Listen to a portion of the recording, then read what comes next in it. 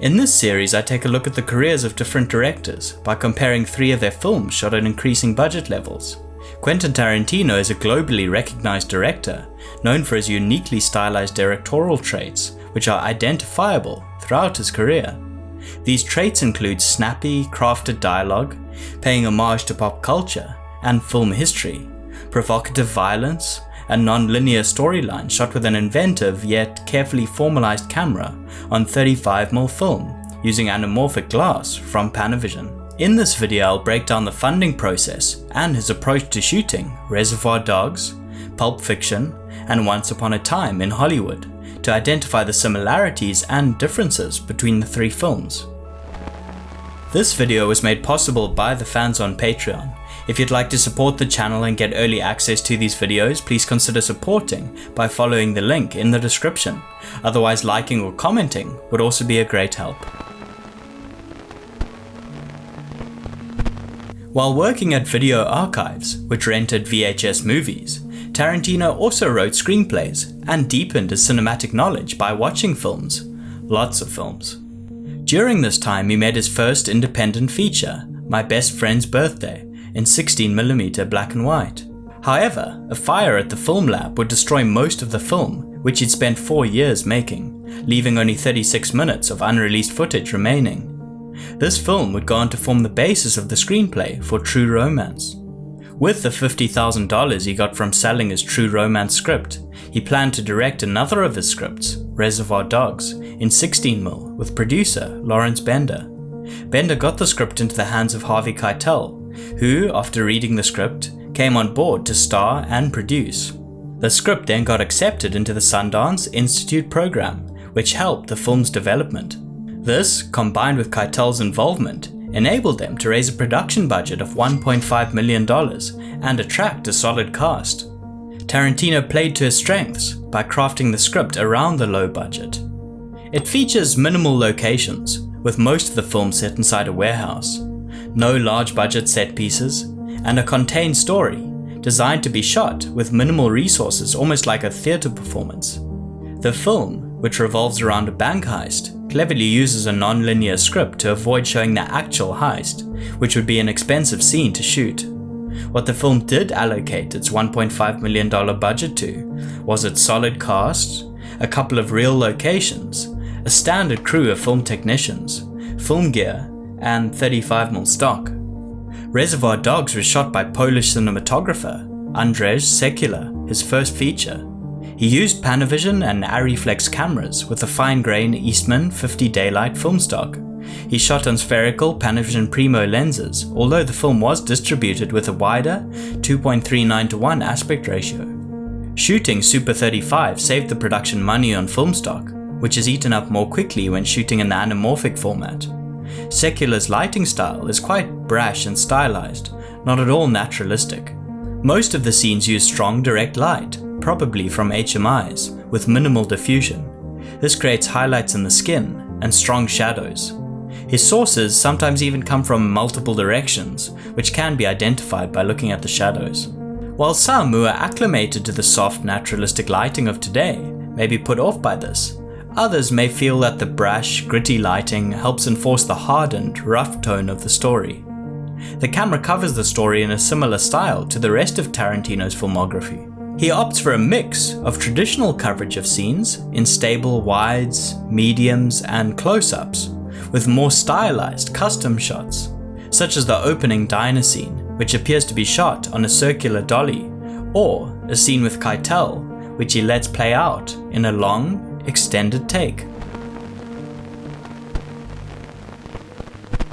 Coming off the success of Reservoir Dogs at Sundance, Tarantino met Danny DeVito, who took an immediate liking to him and agreed to come on board as a producer on his next film. He used the money he received from directing Reservoir Dogs to take a trip to Amsterdam, where he rented a room and wrote for 3 months. Director and friend Roger Avery joined him there, where he contributed the storyline about the boxer.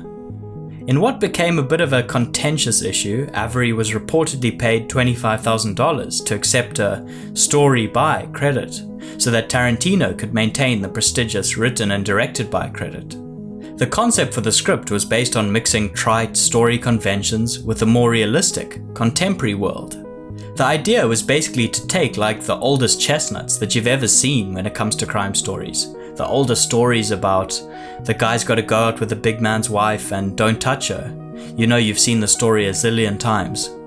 Part of the trick is to take these movie characters, these genre characters, and these genre situations and actually apply them to some of real life's rules and see how they unravel. DeVito passed the script on to Miramax, who came on board to finance with a budget of $8.5 million, under the terms that Tarantino could maintain final cut and the final decision on casting. Tarantino made the unlikely decision to cast John Travolta, whose career at the time had gone through a bit of a dip. After a lot of infighting at Miramax, who pushed for Daniel Day-Lewis, Sean Penn, or William Hurt to take the role instead, they agreed to Tarantino's casting demands. Bruce Willis, a big star at the time, was so keen to work on the project that he agreed to take a supporting role and a drastically reduced salary, far from the reported $5 million he'd just made on Die Hard. Sekula maintained his role behind the camera, and, with the increased budget, was able to shoot in the anamorphic format this time. Once again he shot on Arriflex and Panavision cameras with Eastman 50 daylight stock. They used the Panavision C and E series anamorphic lenses, which Tarantino would use often throughout his later career. His lighting was similar to that in Reservoir Dogs, sculpting strong pools of hard light from big HMIs, which he pushed through windows or hit characters with directly, seemingly without much diffusion. This created a high contrast look with lots of hard shadows falling across the face or against surfaces.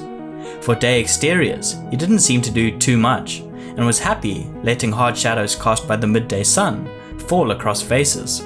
A lot of Pulp Fiction, again, used classic angles and shot sizes, photographed by an operated camera, on a geared head, or for dolly. Although once again this coverage was mixed with inventive custom shots, such as extreme close-ups which draw attention to details, using a Steadicam for walk and talk sequences, and throwing in specific low-angle and high-angle shots. They mainly used real locations, although the famous dance set piece at Jackrabbit Slim's was a set constructed on a soundstage. It was an expensive set build, which a large portion of the art budget went to. So, Pulp Fiction's increased budget was used to fund larger production design builds, pay for a more well-known cast, and the anamorphic format, over a longer production timeline of the extended script. Tarantino's goal was to create a $25 million looking film on only an $8.5 million budget. He did this by keeping the story at a manageable level, by writing realistic yet fantastic set pieces, which took place largely through dialogue or performance, as opposed to using large stunts or locations. Pulp Fiction won the Palme d'Or at Cannes, made over $200 million at the box office, and exploded Tarantino's career. He went on to make many higher budget films until settling down to write Once Upon a Time in Hollywood. Using the leverage it gained in his career from a stream of financially successful films, he managed to secure an incredible $95 million financing deal from Sony. He would, as usual, maintain full creative control, have final cut, and receive an incredible 25% first dollar gross. This is a rare agreement nowadays, where the filmmaker receives a percentage of the gross box office revenue from day one, without having to first wait for the film studio to turn a profit. So what demanded this increased budget? Well, a large part of it was due to the increased scope of the story. Robert Richardson, Tarantino's regular DOP, who was hired to photograph the film, described the scope of the shoot. The vastness of Once Upon a Time in Hollywood was epic in its demands. The many sequences required ranged from replicating fake westerns in black and white to fake westerns in color, as well as dance sequences from television and dark night shoots. In this respect, it was one of the most complex films I have shot, and it constantly pushed me. The main storyline of the film was captured in Tarantino's favorite 35mm anamorphic format, shot on Kodak Vision 3 stocks with Panavision anamorphic glass. They used C, E, and the modern T-series glass, which has heavy contrast, sharper resolution, and increased close focusing ability. The television series was shot with 52:22 black and white stock in 1.33 with spherical zooms. Selected home movie sequences were also shot in 8 and 16mm Kodak Ektachrome. Richardson used the budget to craft the light in a very controlled way, using large rigging setups and lamps. One example is the interior of the saloon set, to control the level of ambient light seen when facing the windows and prevent the highlights from blowing out. His team erected an enormous charcoal grid cloth over the street. This prevented excess sunlight from hitting the background or buildings.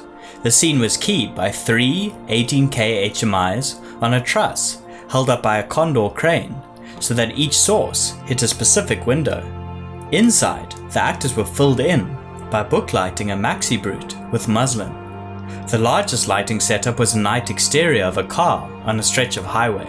For this extremely expensive shot, they closed down a piece of highway from dusk till dawn and erected 9 80-foot condors. Each condor had 2 ARRI T12s, which created pools of hard light, and softboxes containing 24 1Ks to fill in the areas between the pools with a diffused fill. On top of these enormous lighting setups, the additional budget also paid for an all-star cast of some of the most expensive and in-demand actors, a variety of real locations, large art department builds, a big Los Angeles technical crew to set up the complex rigging and lighting, and expensive grip equipment, from crane shots to shooting car-to-car action. Quentin Tarantino is a director who stuck to strong stylistic trademarks throughout his filmography. From Reservoir Dogs to Once Upon a Time, his movies are suffused with snappy lines, pop culture references, great Hollywood casting, and acts of violence, shot by a visually inventive camera. The financial limitations of his earlier films drew interesting creative solutions from him, such as using a non-linear narrative, which eliminated the need to shoot large, prohibitive scenes. Like many iconic filmmakers, he's seen a steady rise in budget throughout his career. This has enabled him to write larger scripts, free from budgetary restrictions. Whatever he can imagine, he can probably get the budget to shoot. This may or may not be a double-edged sword, as less money sometimes necessitates coming up with creative solutions, which may make a film even stronger. Even though it's unlikely to ever happen, I would personally love to see Tarantino produce a film set in modern times, at a lower budget level, which is where I feel he most thrived in his career. Regardless, his filmography is undisputed, and will go down in the popular culture canon of movie history that Tarantino himself so idealizes. What are your thoughts on the video? If you found this informative or interesting, please give it a thumbs up, and if you have any comments, let me know below. Until next time, thanks for watching and goodbye.